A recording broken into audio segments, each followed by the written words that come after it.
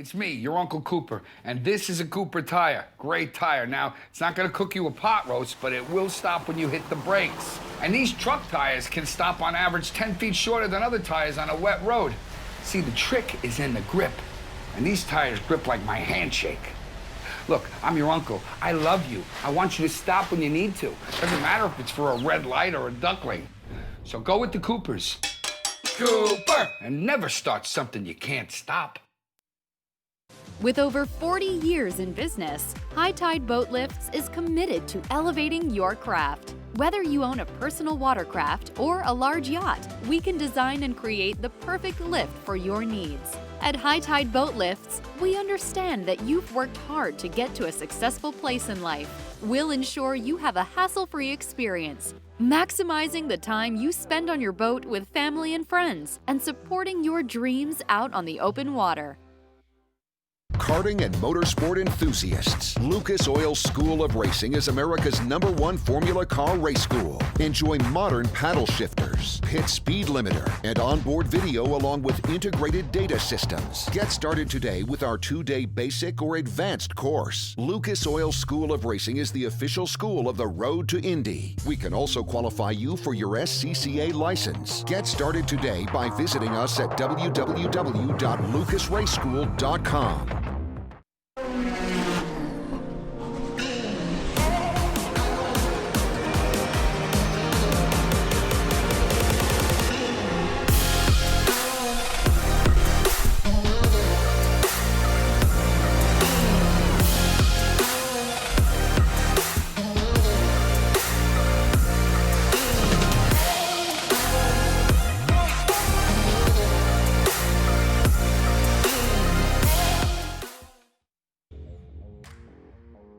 Poor visibility, lack of data, antiquated systems, so many roadblocks in your supply chain on your way to the finish line.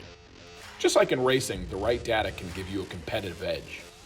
Sergere is here to save your supply chain, utilizing IoT technology, layered with high-fidelity data to create actionable insights and drive success across many aspects of your organization. Now that's a winning idea. Sergere, intelligent supply chain through IoT.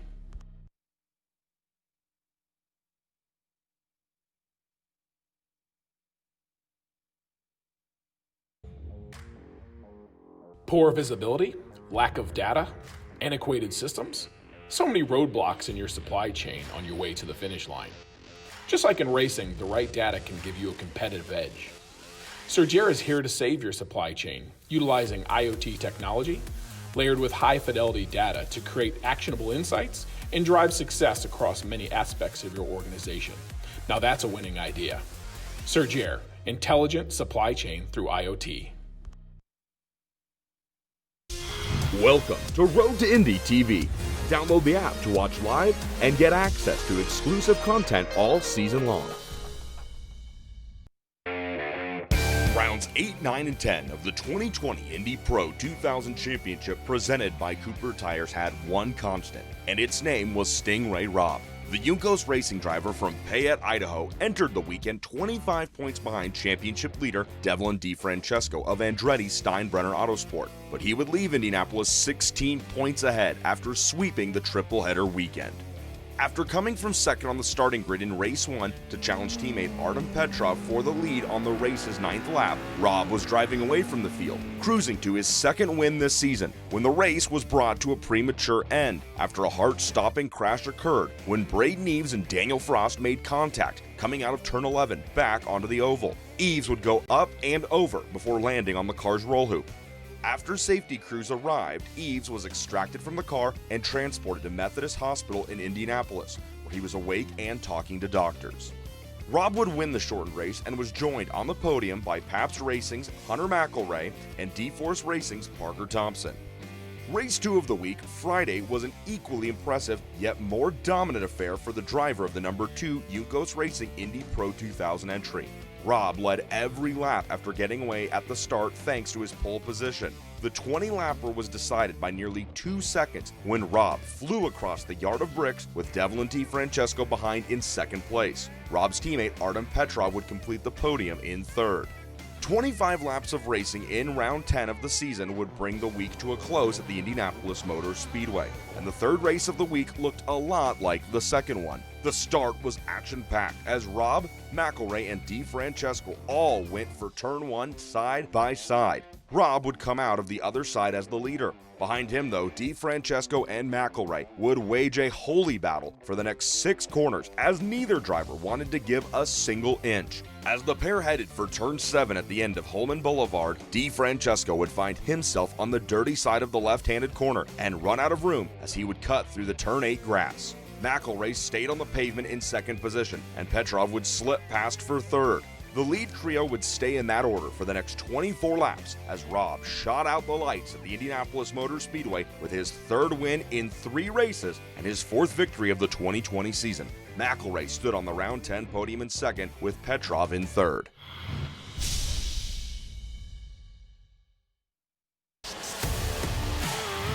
Green, green, green. They're going to go 3 wide. And Andretti car moving up here in Mid-Ohio. Turn number 4, side by side through the corner. Rinus VK and Robert McGinnis, a dead heat at the exit of turn number 2. Side by side, and Oliver Askew scores.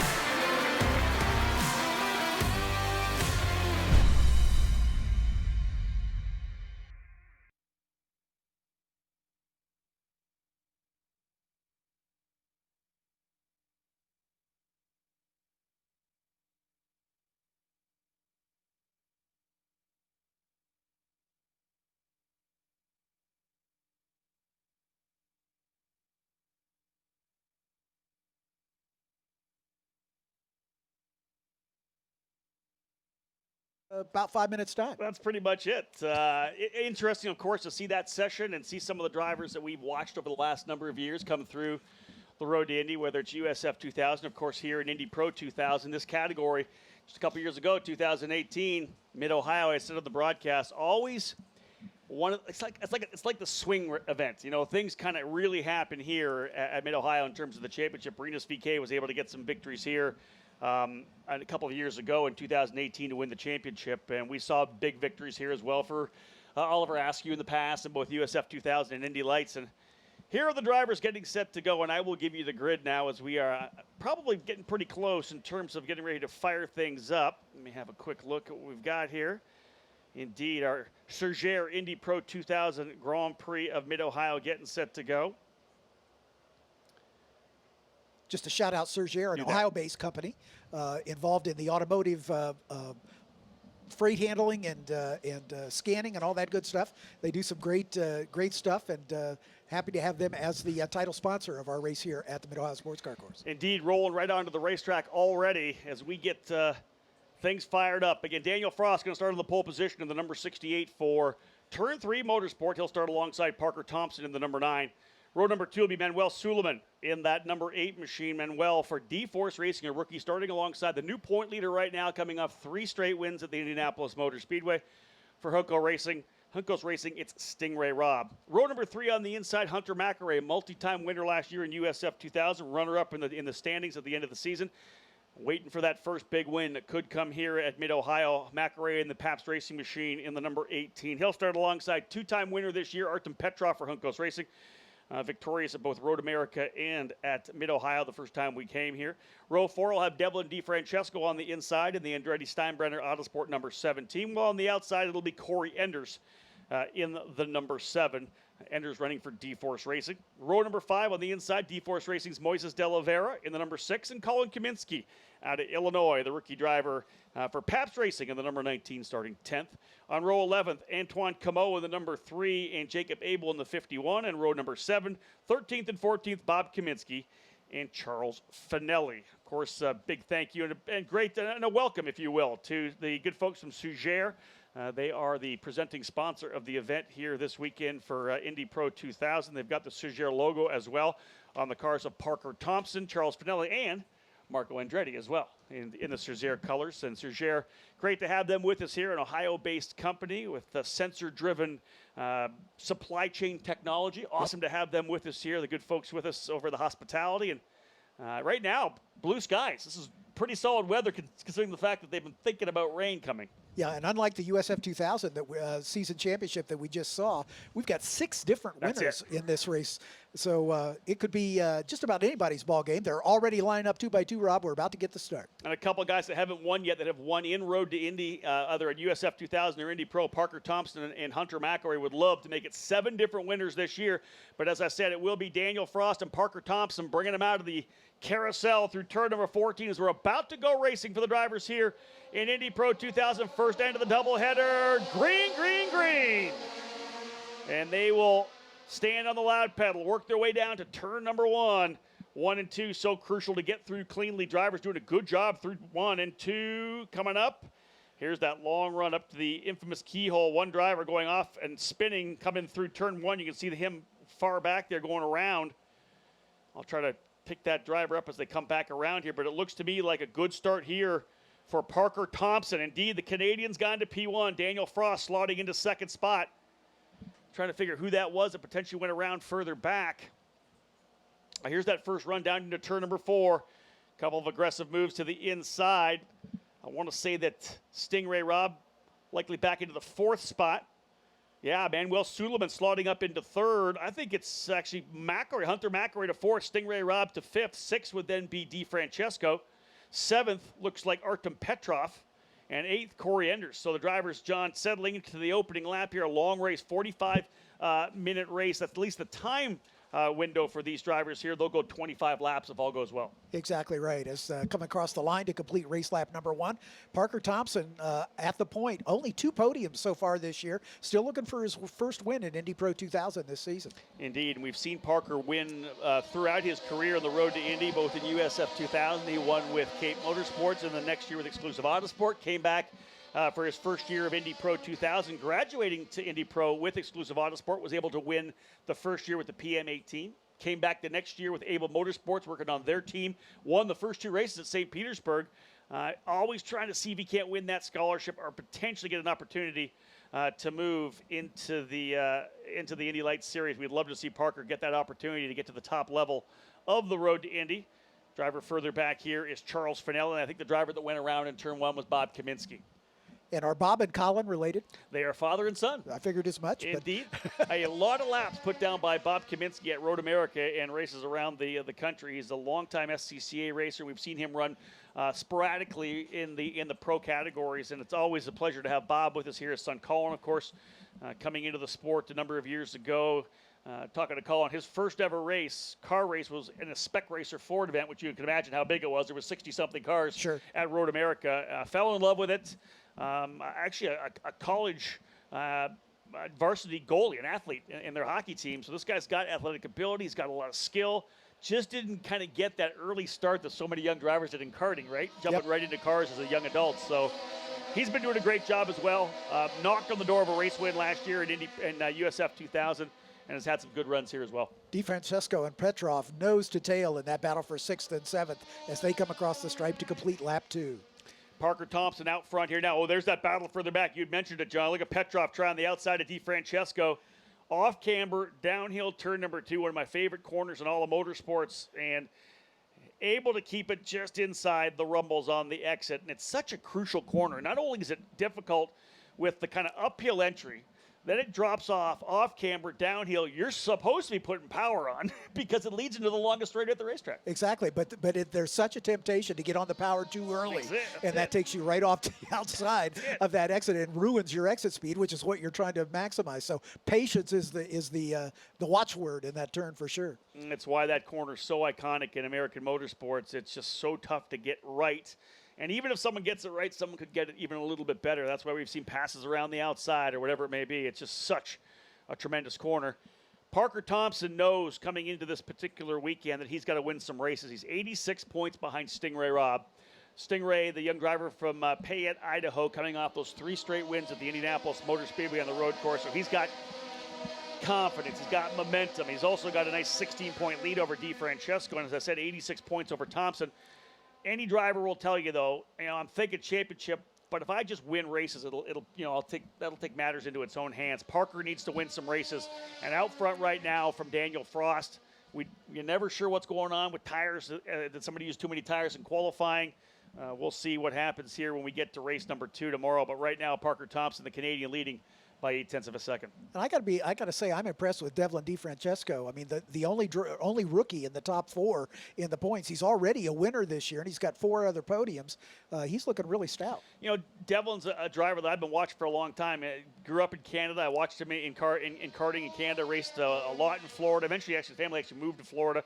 Did a lot of national level racing, and then moved to Italy and went to national level karting. And then when he was there, then jumped into Euro Formula Open and a couple of different ladder programs in Europe. His plan was to try to move his way up into F2 and eventually into F1. Things kind of changed at one point. Decides he wants to redirect and get back here to the road to Indy. Hooked up with the Andretti Autosport team. This team again. We wouldn't see Devlin DiFrancesco. We wouldn't see Andretti Steinbrenner Autosport here in Indy Pro 2000 if it wasn't for the fact that Indy Lights was put on hiatus this year. When that happened, staff said they got drivers. Let's go. Daniel Frost, as you know, is running in the FR America Series as well. So different opportunities for drivers to move to continue to race. We'll see the champion of the FR America Series in Indy Lights next year, a scholarship from Honda there to move him or her into that category. But Devlin got the opportunity hooking up with Andretti Autosport. They said, hey, listen, come over here and run Indy Pro. Let's get a program going.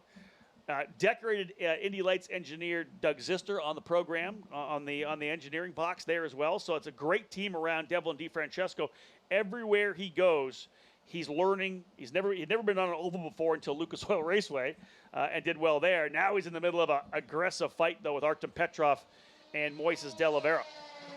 And Stingray Robb is beginning to turn up the wick. He's right on the back wing of Hunter McElroy, and that's the battle for 4th position. Stingray, as you mentioned, the points leader, coming off a sweep at Indianapolis. That was a straight-up deal where you roll that car off the trailer. Rasmuth Lind had won both races the year before with Juncos Racing at the Indy GP, which normally takes place in the first half of May to start off that whole month of May for Indianapolis. So Juncos Racing knew that they were going to roll off the trailer with a pretty good car. Stingray coming off a victory here at Mid-Ohio a couple of weeks before that. Did decently in both of the oval races at Lucas Oil Raceway and Worldwide Technology Raceway. Then the minute he got on the racetrack, it was a Thursday, Friday event. We jammed everything in. We looked like we have a driver potentially off the racetrack. Is that in Thunder Valley? Indeed, Turn John. 11, yeah, it's at turn 11, coming up out of Thunder Valley. There's the walkover bridge, so just off. Driver off the side of that racetrack. It's the 17 car of DiFrancesco, just as we were bragging on. I was wondering, that livery pretty easy to pick up, and we're full course yellow. So that 0.8 of a second lead for Parker Thompson safety car shrinks down to 0. Full course yellow, safety car taken to the racetrack, and indeed, that was DiFrancesco, the number 17. Here we are, Tottenham, and an issue in turn 11. And it looks like it just rolled to a stop. I think it must be a mechanical rather than the result of contact from where he is. We'll pick that up momentarily here on the cameras as the driver's coming through turns number 8 and over to turn 9, which leads into Thunder Valley. They'll cruise by the stricken machine of DiFrancesco. Again, not a good look for both John and I, whether or not to see if there was contact. Remember, he was in the middle of a pretty heated battle with Petrov. And yep. Are you seeing potential some right front damage on the car? Yeah, perhaps he had Petrov going for that section of track, trying to get set up for turn 11 with it caught out. I'm not seeing any rubber marks. I don't see any spin marks, whatever it may be, but it looks like we may have some damage in the right front. So press the reset button. We're just getting things underway. 25 lapper, as I had said. 19 laps still to go, but a good start there for Parker Thompson from the off pole, able to get the lead from Daniel Frost. So it's Thompson, Frost, Manuel Suleiman, driver from Mexico for D-Force Racing in the number 8. Hunter McElroy in the number 18, the Australian, New Zealand American. Everything's all over the board in terms of hometown, birthplace for Hunter. Tremendous young man. We love having him in the paddock. Stingray Robb, point leader, P5. Artem Petrov, 6. Colin Kaminsky will move up to 7th. So I'm just going to throw this out there. Kaminsky goes to 7th. De Oliveira was in the middle of the fight, too. He drops a spot. Maybe De Oliveira getting together with DiFrancesco. Yep. Just trying to see drivers that have dropped. De Oliveira back to 8th position. Jacob Abel now 9th. Antoine Comeau 10th. Corey Enders 11th. Charles Finnell and Bob Kaminsky getting a chance to get back to the tail of the field as well after the spin he had over in turn number 1. So otherwise, pressing the reset button here. We'll take the opportunity to say hello to everyone here on the Road to Indy TV app or on IndyPro2000.com, whatever your choice of following our live stream here today. Not with us here at Mid-Ohio among the 6,000, as you can see, are starting to dot the hill on the inside of turn number 4 and 5. Normally at an IndyCar weekend, that is jam-packed. But look, you know what, John? I'm proud of these guys. We got social distancing out there. Absolutely. The Mid-Ohio crew did a nice job of blocking off little pods where family groups can get together and maintain the social distancing. And tip of the hat to our fans for coming out here and adhering to these special dispensations that we've been granted by the governor's office and the Department of Health to have this crowd here. And we're hoping that if we do a great job this weekend, that we'll have a crowd back in 2 weeks' time when IMSA comes back to visit. Yeah, and indeed that's the case, folks. We're obviously trying to make sure. I know that it's tough. I know that people are uncomfortable, whatever it may be. But this is all about taking care of motorsports, making sure that our racing can continue with fans, not without fans. We want to make sure if we do the right things, it will continue. We'll start to steamroll it. We'll be the model of perfection, so that health organizations can say, yeah, if you do it like this, we're going to allow you to have 6,000 fans, whatever it may be. Exactly right. So Thompson with the lead, as we said from the start. This will give him an opportunity to knock some laps off what will be a 25-lap contest. Parker will come around. They'll put lap number 7 in the books. And the thing about Parker Thompson is you're talking about a veteran driver with a number of years, essentially 5 years already in the road to Indy. Did 3 years in USF2000 and then moved to Indy Pro for a couple of seasons, his 3rd season here in Indy Pro.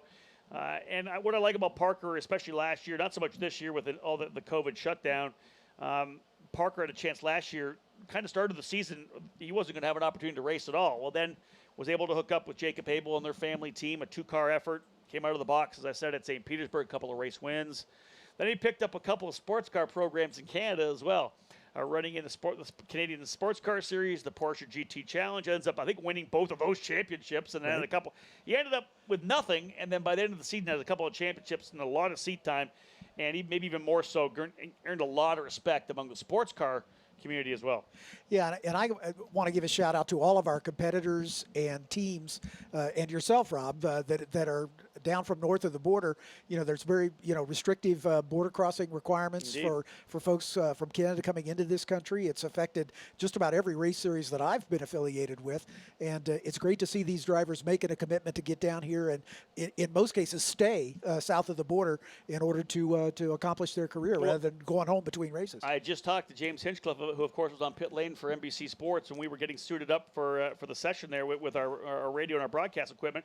I told him I was going home on Monday, and I'm home for 2 weeks. I got a quarantine. Right. I work from home, which is fine, but I'll be by myself. I'm not going anywhere. People are dropping food off for me. He did the same thing. Went home, couldn't go anywhere for 2 weeks, and then coming back down to do what he needs to do. So, indeed, I think we're lucky, those of us who are able to get down, and hopefully sooner or later those borders are open back up. We'll get the cross-border tourism going again. Rabid race fans that want to get back down. Because remember, I'm literally 4.5 hours, 5 hours from this racetrack. It's a lot of Canadians. It's almost your home track. They wanted to be down. Well, how many times? Well, I've been here a lot of times for the last 20 years. I can't count. Yeah. You can't count. We are getting ready to go get the restart here, Rob. And let's get back at it. Parker Thompson going to try to get that good jump coming out of the carousel.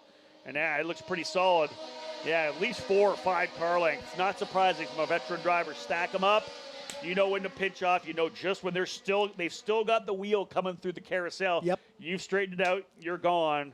And that split second is going to, even if they have the wheel still in it, it's going to give him enough gap. Good start here, though, for Daniel Frost, staying pretty close. We can see the battle further back. Both Juncos drivers going at it. Stingray Robb and Artem Petrov trying to find a way by Hunter McElroy.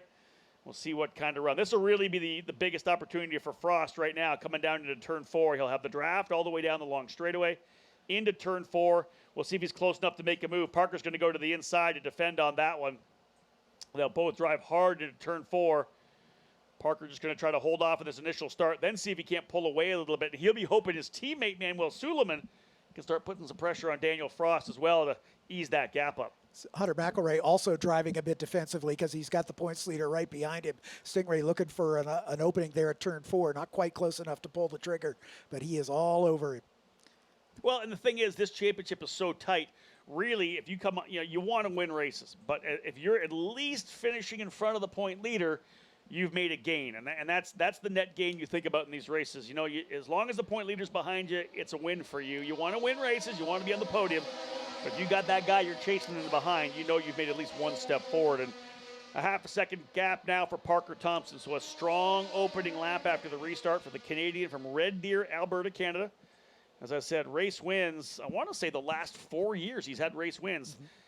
Rookie with JDC Motorsports, his first year in the program, and I want to say that was 2015. 2016 race wins with Cape Motorsports, 17 with exclusive in USF2000, 18 with exclusive in Indy Pro 2000, wins in 2019 with Able Motorsports. So 4 straight years this guy has won races in these 2 categories. And different teams. He's with D-Force this year. Three different teams with race wins. Actually, 3 different teams with race wins, looking to get his 4th different team to have scored victories with. Front 3 pulling away a little bit here now, though. John Thompson, Frost, and Suleiman trying to pull away, because I think did Stingray Rob get by? He did. Stingray Rob able to get by Hunter McElroy. That's for P4. And Petrov is right there to take part in that battle as well. Artem Petrov ran last year for RP Motorsports Racing, and RP kind of one of the collateral damage with the COVID program is they were over here. They had based their program out of the shops in Chicago at Newman Walks Racing. Of course, their team based in Italy, not able to get over here in time. And I'm not exactly sure whether they actually sold their Indy Pro 2000 cars or just leased them out for the year to other teams. That's something I'll get an update on. Nonetheless, a really solid run here right now for our overall year for Artem Petrov, moving over for Hunkos Racing. 2 wins, as I said. Look at this battle. Manuel Suleiman trying the outside, coming through turn number 2. Again, can he hold it? Doesn't quite get it, but that's going to get a big run here for Stingray Rob. And Daniel Frost having to go full defense mode on Suleiman. This is going to give Parker Thompson an opportunity to pull away. Indeed he is. He's going to get a really clean run through turn 4. Look at Suleiman on the outside. Manuel has impressed me on the outside. Book it. Suleiman goes to P2. Nice pass. I like a good outside pass in turn number 4, John. Exactly right. It's almost impossible, but it is doable, and we just saw Suleiman do it. Yeah. Well, if you get around just enough, you've got the line set up for turn 5, right? Correct. But how many times have you seen a driver push it and just drop that, that left rear off, and you're off in the grass. Yep. Just sucks you into the grass. Nothing you can do about it. But that was a good pass for Manuel Suleiman. He's definitely a driver who's starting to work his way forward here as well. A couple of good finishes this year. Not overall, a 5th at Mid-Ohio, a 6th at Mid-Ohio, 3rd on the oval at Lucas Oil Race. We actually qualified on pole at Lucas Oil.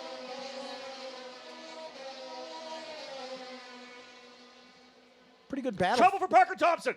No, Parker Thompson has blown the motor. Incredible. I heard him come. There was a sound coming on the front straightaway. Parker Thompson has lost the motor on the number 9 machine. Suleiman goes to the lead. Parker Thompson can simply not buy a break. Leading Lord. by a half a second. His teammate had just gone to P2, and you heard that thing as he came in on the front straightaway. I heard it. I was hoping it was an ATV behind us. It sounded like an ATV, but Parker has pulled off the racetrack, and we have full course yellow, not surprising. Probably got some fluid on the track. They're going to have to check through turn number 1 whether or not there was fluid, as you said, on the track. That was a big, smoky blow-up, some kind of an issue for Parker Thompson. Oh, that is absolutely... That's heartbreaking, man. Gutting for Parker. So tough. Oh, that is absolutely crazy to see that happen for a guy that needs that race win, needs to move his way forward, and to have the engine expire here on lap number 9, actually lap 11. Being shown there, Aaron Likens, the official starter of the Road to Indy. So Manuel Suleiman goes to P1, Daniel Frost into 2nd, Stingray Rob now 3rd, Hunter McElroy 4th, Artem Petrov in 5th, Colin Kaminsky in 6th spot, Jacob Abel goes to 7th, Moises De Oliveira up to 8th, 9th is Antoine Camo, and 10th is Corey Enders, Bob Kaminsky 11th, Charles Finnell in 12th, DeFrancesco out on lap 4 as we said, and Parker Thompson now out here on lap number 11. That is going to be unbelievably damaging for the championship aspirations of Parker Thompson. He'll have 179 points as Stingray Rob runs. It's 278, so 99 points back. Still not done. There's still another race here, triple header and a double header. Still 6 races to go. A lot of points on offer for Parker Thompson. And, an issue could easily happen to whoever's leading the points at that time. But, man, that's tough. And I'm listening to the Corner Worker Network, and they are reporting a line of oil there at turn number 1. So we'll see what race control decides to do to get a little kitty litter on that if necessary. Still got 25 minutes left to go, so hopefully we can get a quick cleanup and get back to green flag racing here. Here's one thing I do like, John. I do like finding out that people are actually listening in. When I say something on the PA that goes out through Road to Indy TV that I don't know, and then the phone starts blowing up. Because that means people are listening and they're correcting me, which is fantastic. I got messages from both Johnny Baker and Brian Hallahan being told that the RP cars are being leased. The cars both leased to Andretti Autosport, and they'll be coming back to RP next year. So we will see RP Motorsports back next year. Of course, they won the championship last year with Kyle Kirkwood. So good to hear that RP Motorsport USA will be back in 2021. And I'm really buoyed by what's going to happen. If we're able to press the reset button and we're able to kind of calm the COVID-19 thing down to the point where we're going to be able to go racing on a more global basis, people being able to travel, the travel restrictions gone. We're going to see new teams, I believe, in USF2000. We're going to see the return of RP. I would not be surprised just to see Andretti, Steinbrenner, Autosport stay in the program. Why not? You want to develop your own drivers. We're going to see more drivers and teams come into Indy Lights. I think 2021 and 2022 could be unbelievably banner years for this Road to Indy presented by Cooper Tires. And I really hope that we get to press that reset button and kind of wake up on January the 1st, 2021 to a new world, right? Yeah. And Indy Lights, too, we're not running this year. Indy Lights next year is going to be dandy because you got Kyle Kirkwood. Yep. And the guy who is dominating Formula Regional right now, Linus Lundqvist, has yep. won every race so Yep. far. He could run the table. So he's going to be stout. Unbelievably quick. Oh yeah, he won British Formula 3 Yep. 2 years ago. So you're going to have Now this champion. Yeah, this guy, whoever this is, probably Stingray right now, but who knows?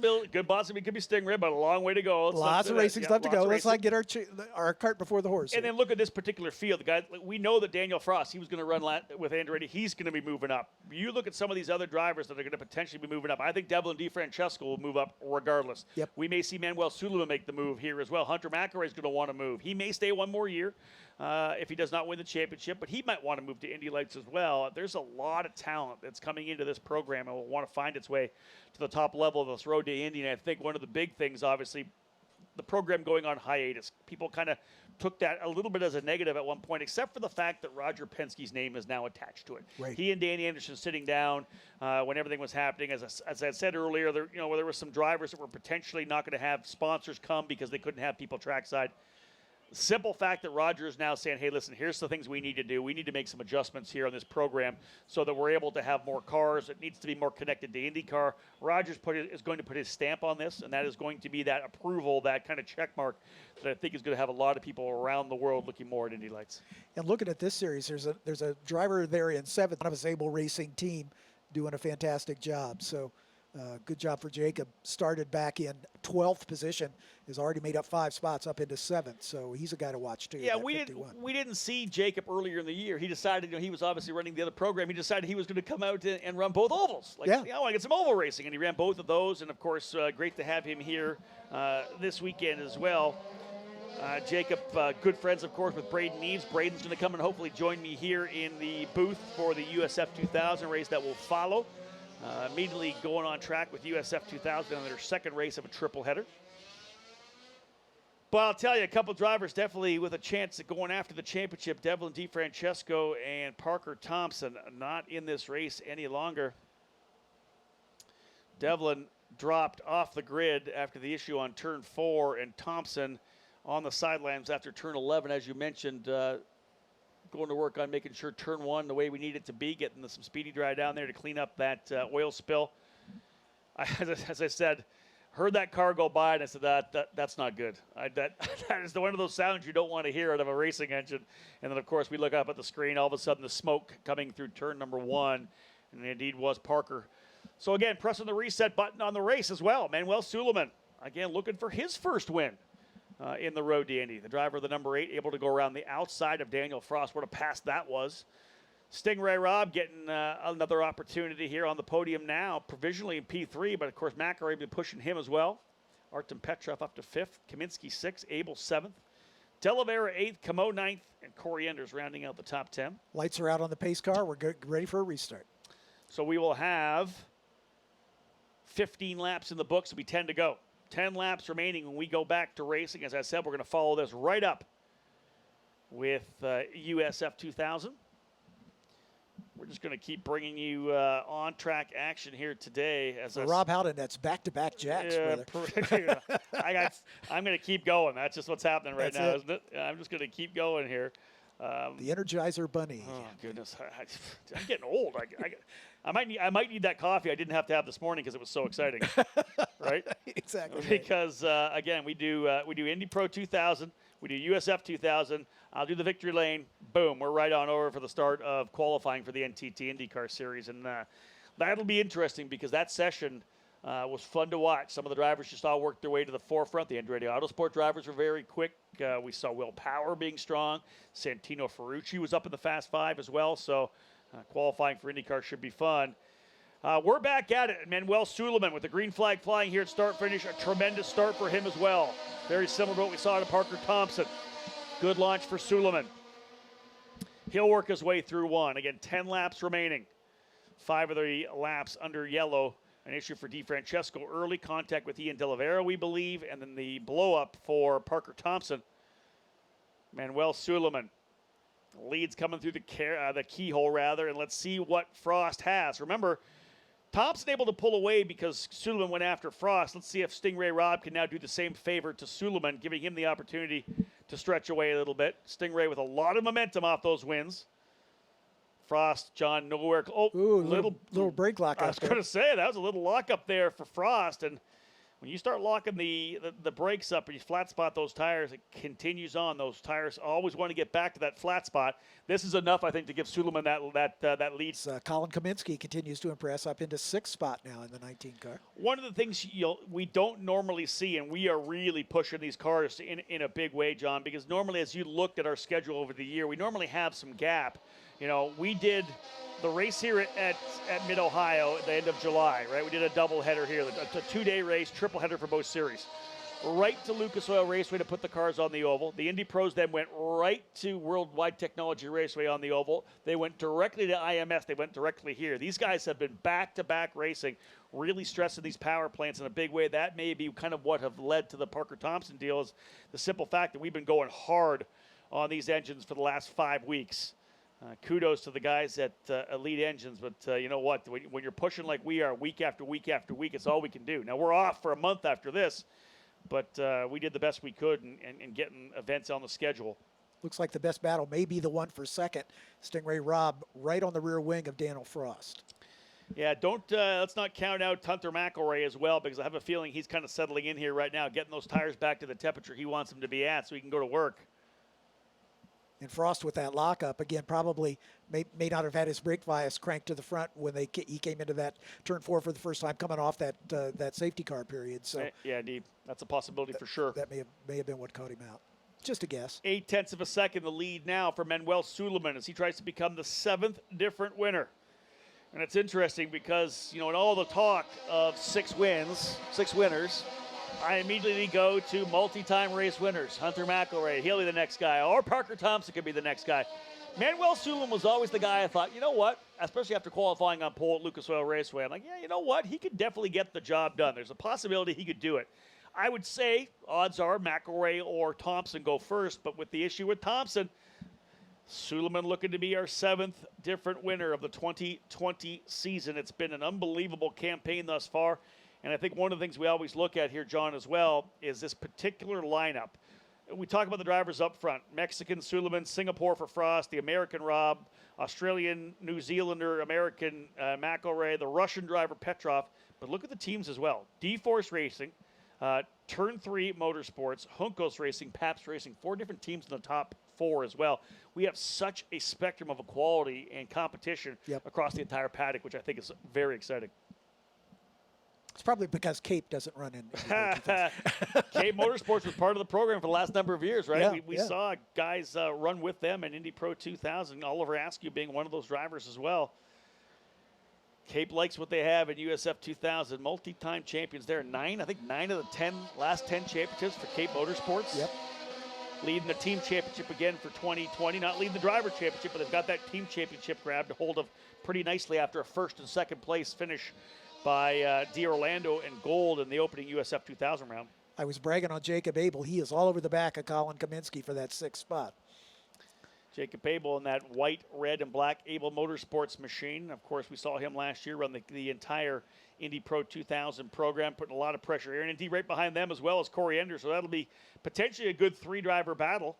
That's actually Moises De Oliveira. Pardon me, I believe that's Des De Oliveira. And then further back, you got Camo and Enders and Kaminsky, or Camo and Enders, rather. So pretty good battles all up and down with about just under 15 minutes remaining. There's another a deep break move. lockup. There's a deep move into turn number 4. And that looks to me like that may have been De Oliveira around Camo. Let me reset that. That's Camo in the middle of the 2 D-Force cars. So right. De Oliveira and Enders in the D-Force cars in 8th and 10th. Camo right there in 9th. That's the battle we're watching going through 8 and 9. Abel all over the back of Colin Kaminsky, and Kaminsky about a second behind Petrov. Working their way through turn 11, coming onto the front straightaway to complete race lap number 19. Always tough to pass here at Mid-Ohio, especially if you're trying to get close. But Manuel Suleiman putting the lap times down right now. He and Frost, 1:17.4s, 0.8 of a second. The gap between first and second, and Frost only 0.03 of a second quicker the last lap. So virtually identical laps with the leaders, 19 laps down, 6 laps remaining here at Indy Pro 2000. Manuel Suleiman trying to get his first win of the season. I'm looking at teams as well. So we have Turn 3 Motorsports. They've got a race win. Juncos Racing has won. Legacy winning the race with Cody Swanson at the Freedom 90 as well. Juncos with a bunch of wins, as we said. Pabst Racing looking for the win. They'll be the next team, I think, to win if D-Force is able to get it done here. But again, another lockup. Whoa, that's Camo off. Into the grass. He caught it. Solid save. Yeah, no doubt. But a couple of brake locks up there. We talked about that. That's when you drop that wheel off the outside of turn number 4. And he kind of drops the car off a bit. It bottoms out a little bit. I can't think that would be a good feeling. And I'm getting word on the Corner Network. They're asking the workers to give a good ear to Moises De Oliveira's car. They say the engine is not sounding good in that machine. I'll do the same here as well on the front straightaway for De Oliveira as he's leading that group.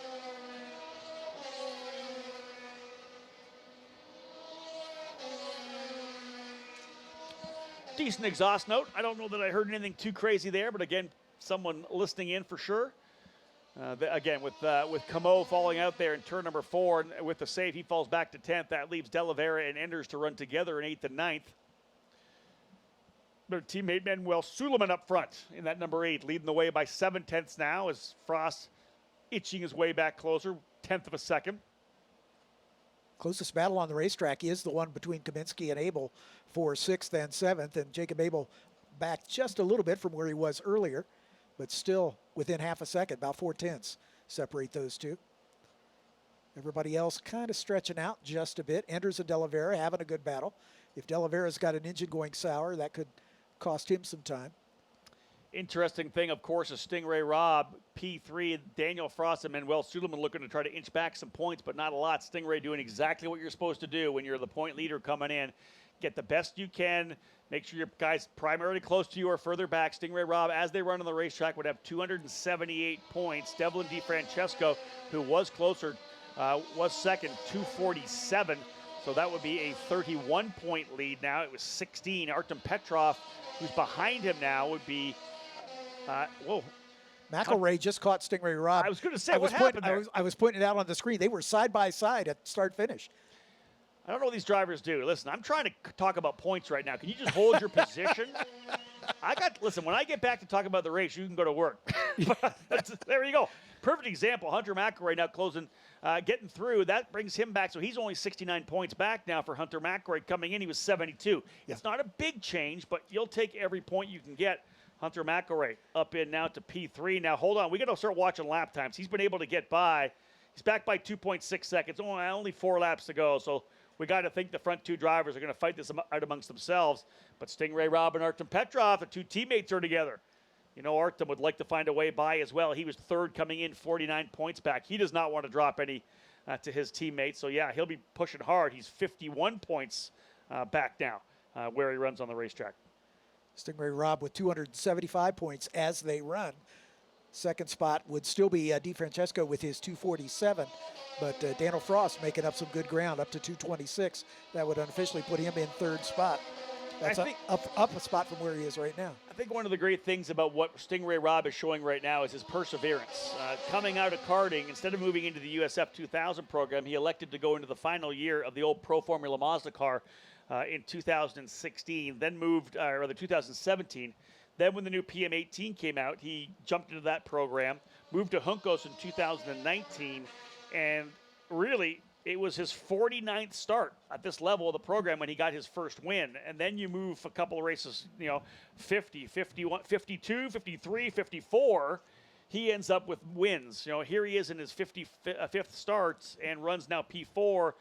The perseverance of not giving up, keep focusing, getting comfortable with your team and winning some races right now. If indeed he wins the championship, is able to go to Indy Lights, what a display that will be of a driver really sticking with the program. Yeah, absolutely.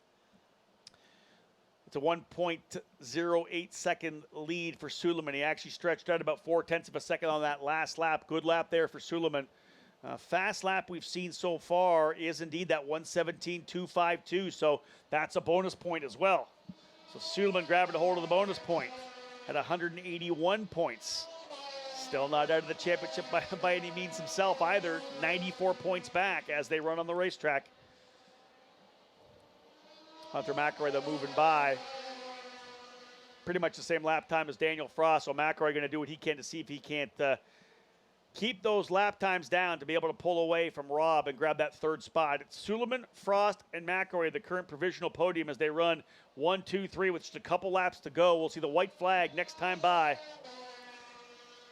You see our clock there, 8 minutes and 20 seconds left. We had a 45-minute window, but even with the two yellow flags, we're very likely going to get, we'll get that done. Even if we went yellow right now, the race would essentially be all done. So we've got just a couple laps remaining, and I think the only battle potentially on the racetrack would be, well, to be honest, Camo's caught back up to Enders and De La Vera, so 8th, 9th, and 10th still kind of running together. And Jacob Abel not that far behind Colin Kaminsky either. He was quicker. No, I actually lost a couple tenths last time by. Here's this battle here. Indeed, that is 8th, 9th, and 10th. Camo has been able to catch back up to both those drivers. Yeah, after that off there at the exit of turn 4, he's recovered nicely and now putting a challenge on Enders and De La Vera. Into Thunder Valley for those three drivers. 8th, white 9th, flags and 10th. out. Indeed, that's it. One more lap for Manuel Suleiman. He would be our 7th different winner in the 2020 season here in the Indy Pro 2000 Championship presented by Cooper Tires. Of course, you see the Cooper banners all over the racetrack here, the official tire of the Mid-Ohio Sports Car Course. Through turn number 2. One last time for Manuel Suleiman, 0.6 of a second as Frost has closed up a little bit here on the penultimate lap. Lots of gap for McElroy, P3. Frost is coming. Does Daniel Frost have anything on the final circuit to throw it at Manuel Suleiman? Frost is a multi-time winner. 2 victories last year for Exclusive Autosport and Indy Pro. 1 as well this year at Road America. He's got the trifecta as well. Lucas Oil Raceway, Toronto, and Road America. Suleiman looking to try to get that first win, and man, he is, I think, trying to be a little bit safe. Frost within about 4 car lengths on the final circuit. Got to get it straight coming down into Thunder Valley. From there, you're pretty close. Turn 11 always tough, as is the carousel. Frost putting a lot of pressure here on Manuel Suleiman, who wants this race win. Into the carousel cleanly. Just got to get out of the final couple of corners. And indeed, our 7th different winner of the 2020 season. Indy Pro Race 1 goes to Manuel Suleiman in D-Force Racing. Big victory for D-Force as well. McElroy getting fast lap coming across the line. 1:17.005. That's a bonus point for McElroy. So move him to just 68 points back. Hunter McElroy starting to chip away, working his way back forward. But Manuel Suleiman with a really solid victory. I'm happy for Manuel. 0.4 of a second ahead of Daniel Frost. D-Force with a couple of podiums last week with Kiko Porto as well in USF2000. De La Vera lost 2 spots on that last lap. Yeah, that battle between Enders and Camo. Camo. Yeah. So Enders coming home in 8th spot. Let's work our way through the 11 drivers who came through the entire 25-lap race. Manuel Suleiman, as we said, with the win. Daniel Frost second. He picks up some points as well. He is now 50 back, came in 57 back. So Frost closes up on Stingray Robb, who finishes fourth behind McElray. 275 points provisionally, the lead. Stingray Robb as your leader, 275. Artem Petrov ends up P5. Colin Kaminsky in 6th. Jacob Abel 7th. Corey Enders and Antoine Camo getting by Moises De Oliveira on the final circuit to go 8th, 9th, and 10th, respectively. And Bob Kaminsky getting it home in the 11th position. Charles Finnell, Parker Thompson, and Devlin DiFrancesco not able to get to the end of this one. I'll be staying in the booth here between now because we're, I think, getting ready to go very quickly here with USF2000. I want to say we're going to start driver introductions in about 8 minutes' time, be able to get that one done. So we will have the podium presentation. Tony Laporta will handle that over at the Cooper Tire stage. We'll do all of our podiums for this Road to Indy, the Cooper Tire stage, right ahead of the bridge that goes over turn number 1. So you're always welcome to join us there. Drivers will drive their cars all the way back. Well, they're supposed to be able to drive them back, but I have a feeling that the drivers in USF2000, not going to be a lot of room for them to get through here now. It looks to me like one of the drivers not able to get around the corner as well. Again, we're doing whatever we can to stay away from the IndyCar fenced-in area. Yep. IndyCar has their own bubble here at the racetrack that we're not. Normally, we would drive through and be actually in the IndyCar paddock. Instead, we're in the top paddock, so we're going to go back through the mock grid to work our way back to the Road to Indy paddock on the top part of the facility here. And again, those drivers will head back there. Leaders will get there. The top three will get picked up and taken over to the Cooper Tire stage. But I love it. 3 different teams as well. D-Force, Turn 3 Motorsports, and Pabst Racing on the podium. But big congratulations, John, to Manuel Suleiman, our 7th different winner of the 2020 season. That is just fantastic to see. It's, you know, on one hand, I love to see a driver really, you know, get out in front and dominate a season, you know, as we've seen with so many drivers in the past. But it's also great to see this parity where nobody's really taken command of the situation. And it's great to see this is going to go right down to the wire. Yeah, I think it speaks volumes for the talent that we've been able to develop and work up here into this level, this Indy Pro 2000 category. So many of these drivers then getting trained to move to Indy Lights. Little break in the action, folks. We will bring you the live coverage, at least the footage, the video footage of our podium presentation when we get that thing underway. Otherwise, we'll take a quick break in the action, and we'll be back with the podium for Indy Pro 2000. It's me, your Uncle Cooper, and this is a Cooper tire. Great tire. Now, it's not going to cook you a pot roast, but it will stop when you hit the brakes. And these truck tires can stop on average 10 feet shorter than other tires on a wet road. See, the trick is in the grip, and these tires grip like my handshake. Look, I'm your uncle. I love you. I want you to stop when you need to. Doesn't matter if it's for a red light or a duckling. So go with the Coopers. Cooper! And never start something you can't stop. With over 40 years in business, High Tide Boat Lifts is committed to elevating your craft. Whether you own a personal watercraft or a large yacht, we can design and create the perfect lift for your needs. At High Tide Boat Lifts, we understand that you've worked hard to get to a successful place in life. We'll ensure you have a hassle-free experience, maximizing the time you spend on your boat with family and friends, and supporting your dreams out on the open water. Karting and motorsport enthusiasts, Lucas Oil School of Racing is America's #1 Formula Car race school. Enjoy modern paddle shifters, pit speed limiter, and onboard video along with integrated data systems. Get started today with our 2-day basic or advanced course. Lucas Oil School of Racing is the official school of the Road to Indy. We can also qualify you for your SCCA license. Get started today by visiting us at www.lucasraceschool.com.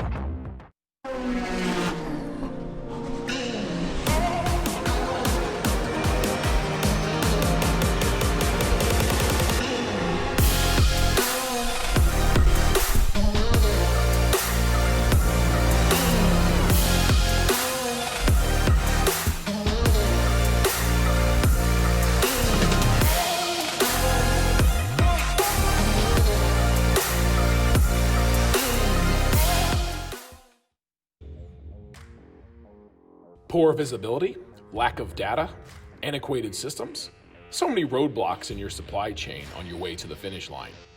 Just like in racing, the right data can give you a competitive edge. Sergere is here to save your supply chain, utilizing IoT technology, layered with high-fidelity data to create actionable insights and drive success across many aspects of your organization. Now that's a winning idea. Sergere, intelligent supply chain through IoT. Welcome to Road to Indy TV. Download the app to watch live and get access to exclusive content all season long. Rounds 8, 9, and 10. Extension 444. Put it on me.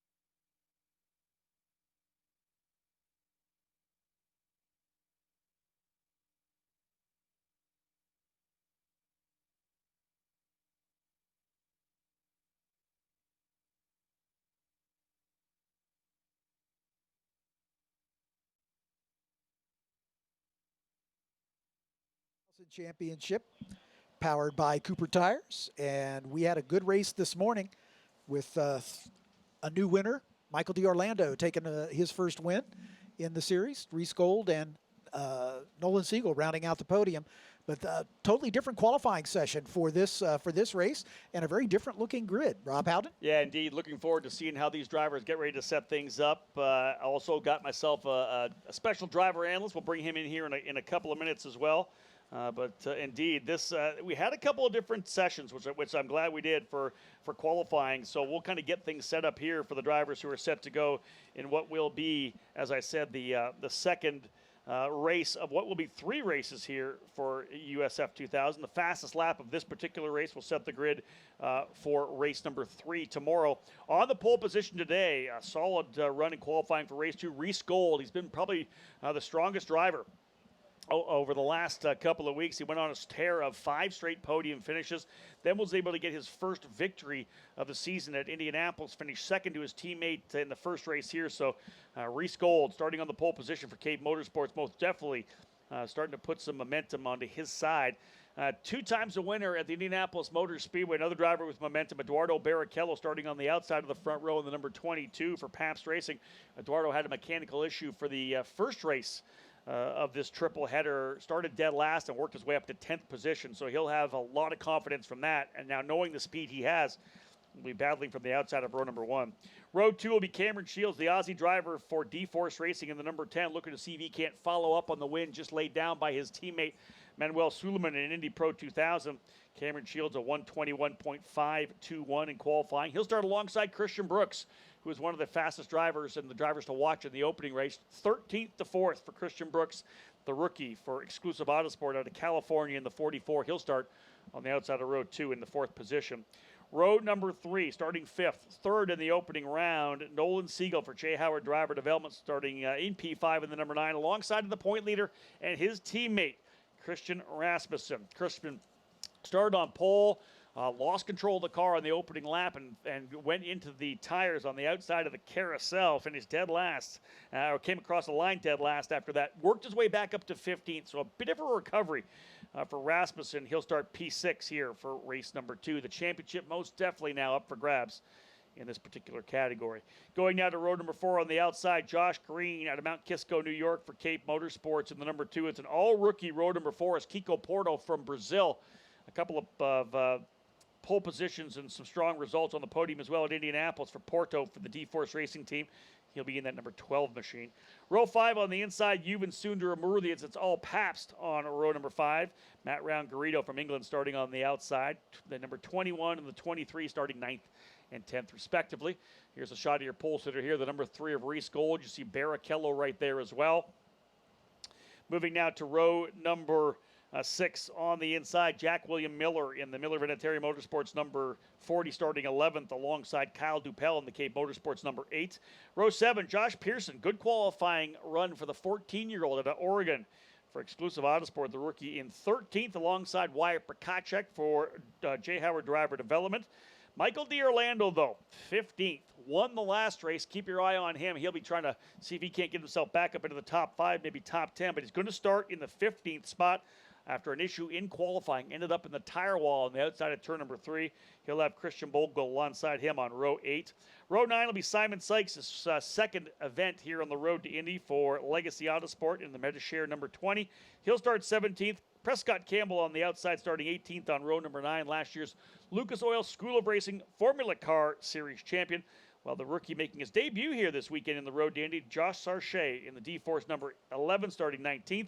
Michael Myers in 20th and Max Kaiser in the 21st position. Kaiser had an issue similar to the D'Orlando in the opening qualifying session, stuck it in the wall, and then was not able to get on track for qualifying number 2. So he'll start at the tail of the field. So once again, getting set to go here, moments away from firing things up. We'll have a look at the exact start time we're looking at here for the drivers here in this particular category. I believe green flag set to go, or the gentlemen start your engines set to go at about 1:02. We've already blasted past that time, so I think kind of where we are with the IndyCar program, we'll have a listen here to race control to see what the call is. 5, 4, 3, 2. So here we go, folks. Drivers, start your engines.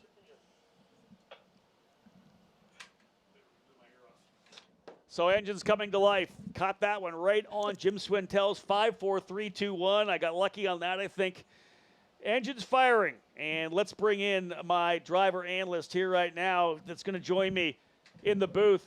Braden Eves from Exclusive Autosport. Braden, last year's Cooper Tires USF2000 champion. Of course, you would rather be in your race car right now. A pretty rough incident at Indianapolis where you're upside down coming through turn number 11. First, let's start with that. How are you feeling right now? I know everybody's been following on social media. It's good to see you here at the racetrack. Yeah, it's good to be back here at the racetrack. It was a really scary incident last weekend. I'm really glad to be in the shape that I'm in. I fractured 2 vertebrae in my neck, as well as my skull above my eye, and banged my knees up pretty good. But I'm okay, and it's going to be not too long a recovery, and I think I should be able to get back into a race car before the end of 2020, not for any races this season, Indeed, but for some off-season testing potentially. So I'm really glad and thankful for all the support I've got so far, and it's going to be interesting to see how it goes. Listen, it's the interesting thing. I've followed you through your entire karting career. I've called so many of your big race wins, and of course, all last year in USF2000. One thing about drivers is you guys are a resilient bunch. Number one, talk about your fitness a little bit. I know we're on the warm-up lap. We've got a bit of time, but I got to think that the amount of fitness and your focus on making sure your body was the way it needed to be probably is something that, number one, helped you from not getting more injured than you possibly did and will help with your recovery as well. Yeah, exactly. Fitness is so important, and us drivers know more than anyone just how physical these cars are. The steering gets extremely heavy, and just the forces that go in your neck, it's just so tough out there.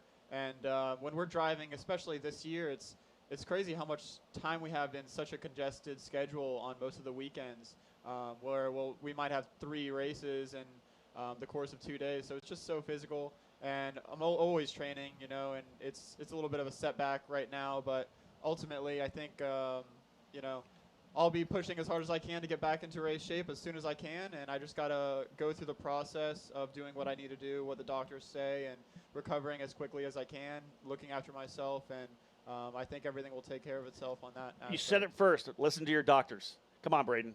Listen to your doctor. I know you guys don't want to do that. We're going to go racing, then we're going to come right back to you because I want to get your thoughts on what it takes to win here at Mid-Ohio.